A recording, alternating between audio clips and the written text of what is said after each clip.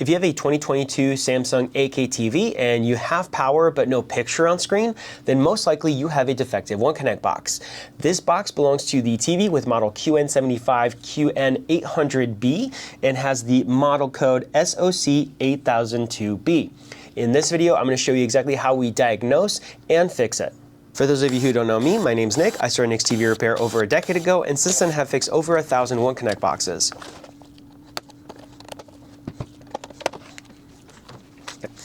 Now inside the box we have a main board over here and a power supply over here. We're going to be focusing on the power supply, so we're going to remove it out of circuit. To do that, we're going to start by disconnecting the connector here and removing all the screws. And now we should be able to lift the power supply out. We now offer two options for this repair. If you want the most affordable option, you can send in your defective One Connect box for our standard repair service where we test it, repair it, and send it back. If you need your TV working faster, you can purchase one of our refurbished One Connect boxes instead. We ship it out right away. You install it to get your TV back up and running, then send us your defective box back as a core and get a $100 refund. Typically, when I do a check on my power supply, I will use my multimeter first. We're going to go in continuity mode, which means that when I have continuity, I get a beep from my multimeter, and I always want to check my fuses first. I have one over here next to the power connector and one over here. So let's see, do we have continuity? A good fuse has continuity, so we do get a beep. That's a good thing. We're also reading on the multimeter here. Here, let's just make it not beep for a second. 0 ohms, which is exactly what we want to see. We'll do the same thing over here for the second fuse. Same thing, we're getting that continuity, we're getting the beep, and we're getting 1 ohm, 0.9, 0.8, and going down.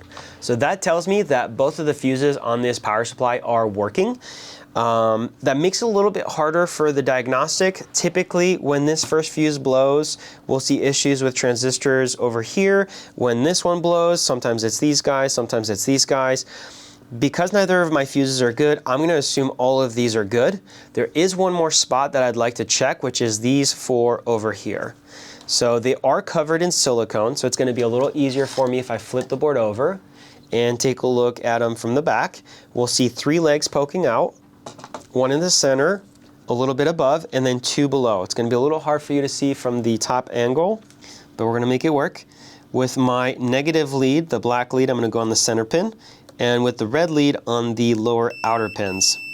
And sure enough, we have a beep on the lower left from the top. So we'll repeat. Same thing, and I'm not going to do the next 2 because we're going to have the same thing. All 4 of those are typically in parallel, so if one transistor looks to be shorted, then all the other 3 are also going to be acting as shorted. We'll only know for sure once we remove all 4 transistors out of circuit, then will we know how many of them are actually defective or if it's maybe just only one. As a rule of thumb, if one of them is defective, we typically will replace all 4 anyways, just because if one has gone out, the other 3 are probably not that far behind. Okay, so something else we can do, this is not necessary, we're just going to do it for the purposes of the video here. If you're watching at home, I actually don't recommend you do this. I just plugged it in, I heard the power supply click, and I'm going to do a live voltage check. So we're going to go to DC volts, and over here I have a 13 volt line. We're getting 12.8. That's good. And then I have my VDRV over here. The VDRV is generated by these 4 transistors. Because we have a short, I'm expecting to see 0 volts. And right now it's in millivolts, so yeah, and it's just oscillating. It's essentially reading 0 volts. With my leads not connected, it's still oscillating, which just shows that we're not getting any output voltage from our VDRV, which further confirms that these 4 transistors here are defective and will definitely need to be replaced.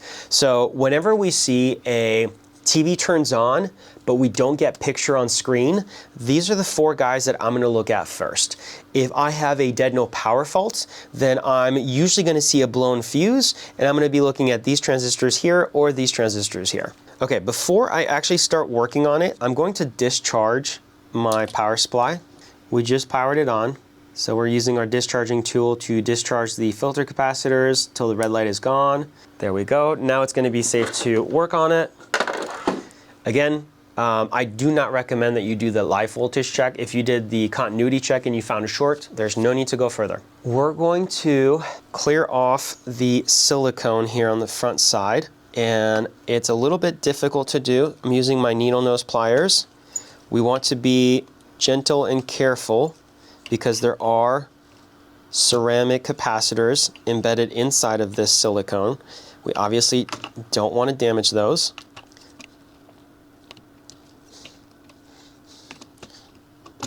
All right, I just cleared out all of the silicone from the top, but we also have silicone on the back. So let's go ahead and clear that next. And for that step, we're gonna actually also switch over to our microscope. And the silicone on the back is typically a little bit easier to remove.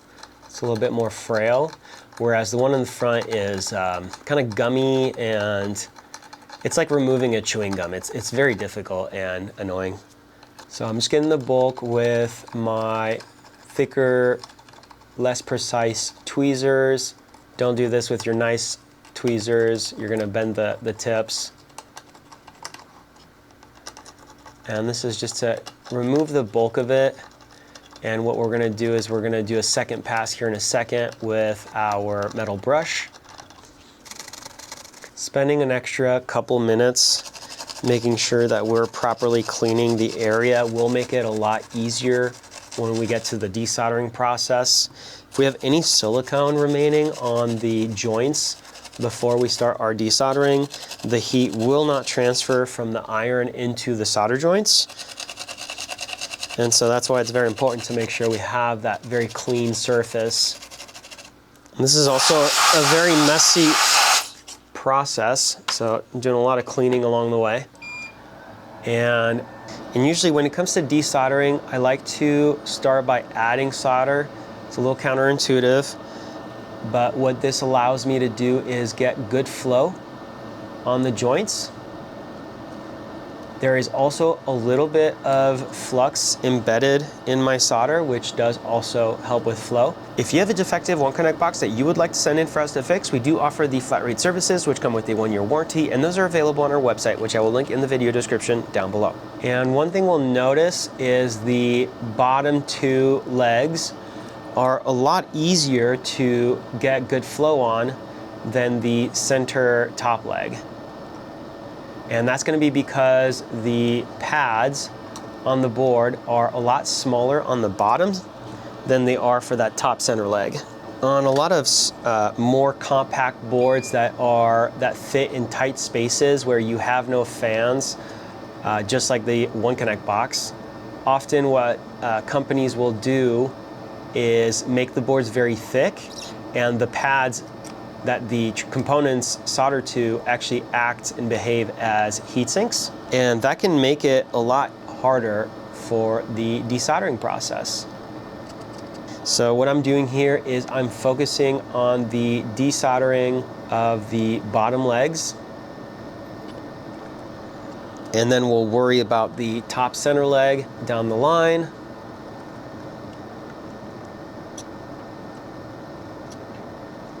Don't think I did a good job there. Let's touch that up a little bit more.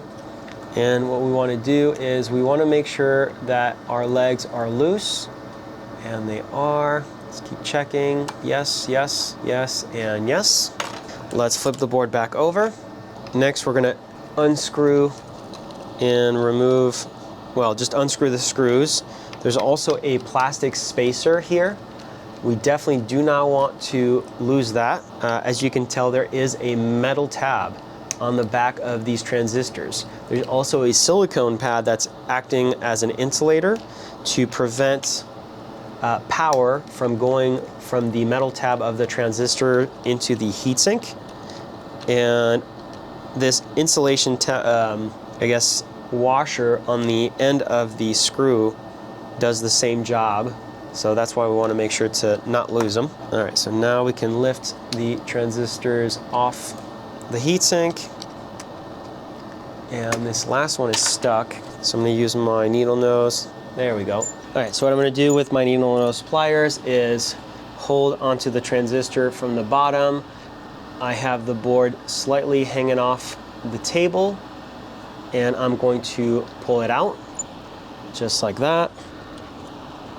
We'll repeat the process, just wiggling it a little bit. There we go, till it's loose. Okay, transistor number 3 here. Keep wiggling gently. There we go. That one took a little longer. And finally, number 4. And I did notice, oh, that one was easy. Okay, the resistor to the right, I think I either might have damaged it or we just have a little extra solder that got desoldered. It looks a little weird, so let's just touch it up with some flux.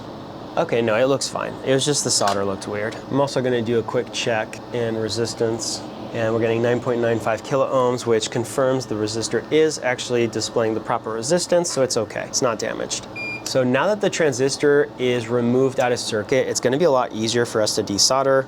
I preheat a little bit by literally just having my iron on there for 10 seconds before I go to desolder, and it's just gonna make the desoldering process a little bit easier. The wick is copper, it's metal. It acts as a heat sink. It does grab a lot of the heat, so that's why I want to preheat the joint a little bit. Not quite. There we go. And last one. Oh, and I think I mentioned this a minute or two ago, but I think I kind of cut myself off and didn't finish my thought. The pads on these boards are very thick, especially for that center leg. It acts as a heat sink, and so that's part of the reason why it's more difficult to desolder. I'm not sure if that's silicone or, okay, I think it is silicone from the top side. Now that the transistor is out of circuit, I'm just gonna remove a little bit of that silicone that's in the way. We'll flip it back over. I'm putting my multimeter back in continuity mode. We're gonna recheck the circuit board, and then we'll recheck the components that we just removed. So do we still have a beep? We no longer have a beep, which means we no longer have that continuity. So that confirms that one of the components, or multiple of the components that we removed, did have a short and were causing the short to be present on the board. So now let's check the transistors while they're out of circuit. No beep, no beep, which means this one's good. No beep, no beep. This one's also good. Oh, there we go. We have a beep, no beep. So this one right here is our first bad one. Is it the only bad one? No beep, no beep. Yep, so only 1 in 4 was defective. If we look at it from the top, see it says KEC KU 210N20P. So that's our transistor part number, 210N20P. And as I stated earlier, if one of them fails, we typically want to replace all 4. So one of the things we do is we install our own thermal pads on the replacement components. One side of the pad is sticky and the other is not. And one of the reasons we like to do this is because we do get very high quality thermal pads, which I believe to be of better quality than the originals, which means that we then have a better heat dissipation from the transistor into the silicone pad, into the heat sink. These also do look a little bit old and used and starting to deteriorate in quality. Look at this one, it's fallen apart into multiple pieces. Usually that means that it is deteriorating.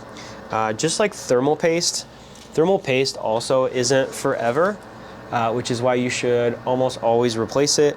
After a few years, the quality of the heat dissipation actually lowers. Obviously it's going to be at different rates for different silicone pads and different thermal pastes, also the environment that it is in. So if it's in a very stressful environment or in a cool, moisture-free environment, obviously it's a pad for heat, so it's not going to be in a heat and moisture-free environment. It's going to be in a pretty harsh environment, obviously. And what I'm going to do here is I have a little silicone, that white silicone left over on some of the heatsink. I don't want one of my transistors to accidentally sit on top of it. If it does, then that means that it is not going to be flush against the heatsink and it will not dissipate heat properly. Obviously that would be a big problem. So So we want to make sure we clean that off. And then I'm going to use a Q-tip and some isopropyl alcohol to do a final clean.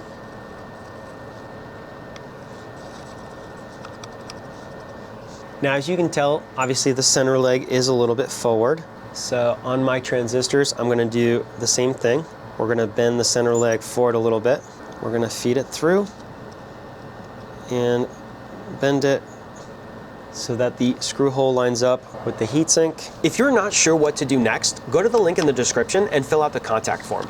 Tell us your model and symptoms and what you've tried so far. One of my techs will review it and get back to you with clear next steps. We always want to screw in our transistors before we do any soldering.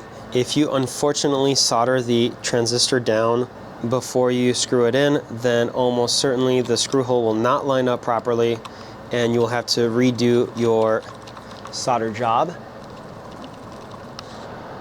And our final.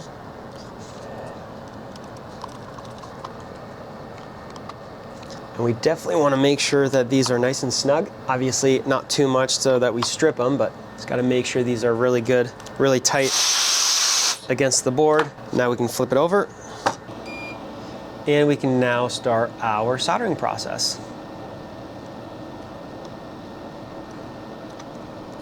So one thing I'm going to do is spend a little bit of extra time on the center upper leg.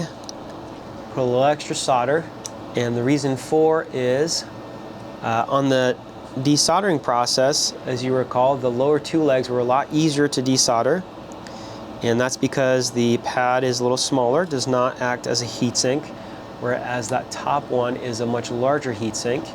And so we want to make sure we have really good flow and heat dissipation into that trace. And that's going to ensure we have a really good bond between the component, the solder, and the pad itself. If we didn't, then we would not be properly installing them because, as mentioned, the trace would not be able to act as the proper heatsink that it's supposed to be.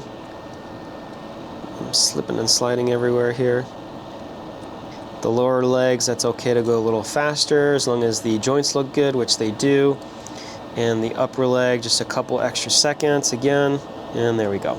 Perfect. Now the center leg was bent and pushed out, so it actually protrudes through perfectly. But the lower two pierce through a little further than I'd like. So I'm going to cut off the excess. And there we go. We'll add some isopropyl alcohol. Remove the bulk of the flux with my Q-tip. And then we'll pass over with a brush in a second.